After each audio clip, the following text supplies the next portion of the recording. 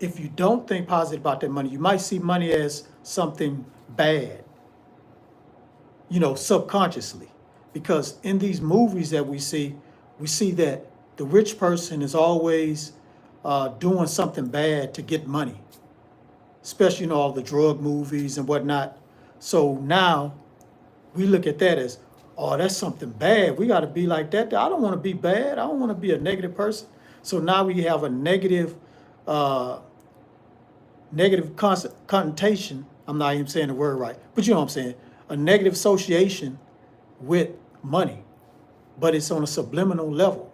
Even though we want money, we need money in our life, we look at money as something negative because when we was younger, looking at these TV shows, looking at these movies, when a person had money, most of the time he was doing something bad to get it. Especially in my culture, you know, they always look at the black man as a dope dealer if he have money. Oh, he must sell dope. So now that has been programmed into our minds that you have to do something wrong to get money. And if we don't want to do anything wrong, we don't want that money because we don't want to be a bad person. So now you attract the money because you associate money with something bad and negative.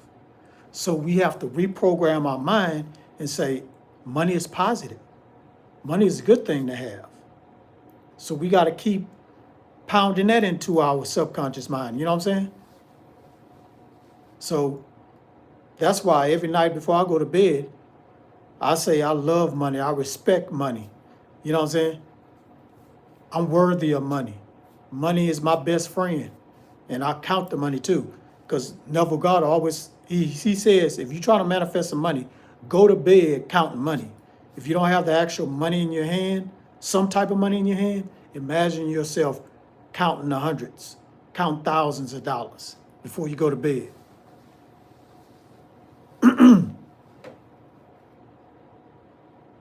So that's the law of assumption. I know people have said, don't say you assume something because it's not the same though. How people say, don't assume something makes an ass out of you and me.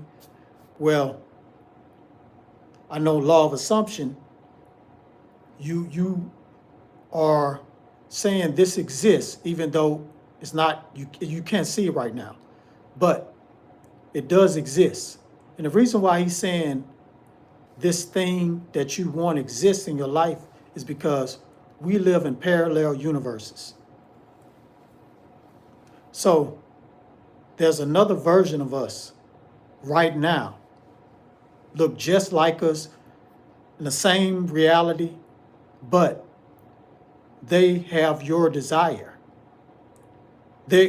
You in another universe is living your desire, living what you want. So you have to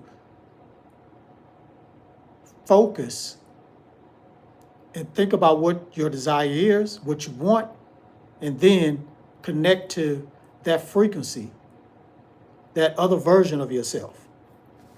So when you imagine you having your desire, you are connected. Damn, they left me. Should I keep going? I'm acting like I'm doing a regular video. So when you connect with your other version and get on that same frequency, then that manifestation, you already have it. It might not be here in the physical, but it will come. You just have to be patient. You have to be patient and keep putting in the work. And also, here's another big thing. You have to detach from that thing you're trying to manifest. Now, I know it's probably kind of hard to do that because if you need some money bad, you're going to keep thinking about, I need this money. Oh, my thing froze. Sorry, guys. I froze. I think I'm going to stop this. How you fresh this thing?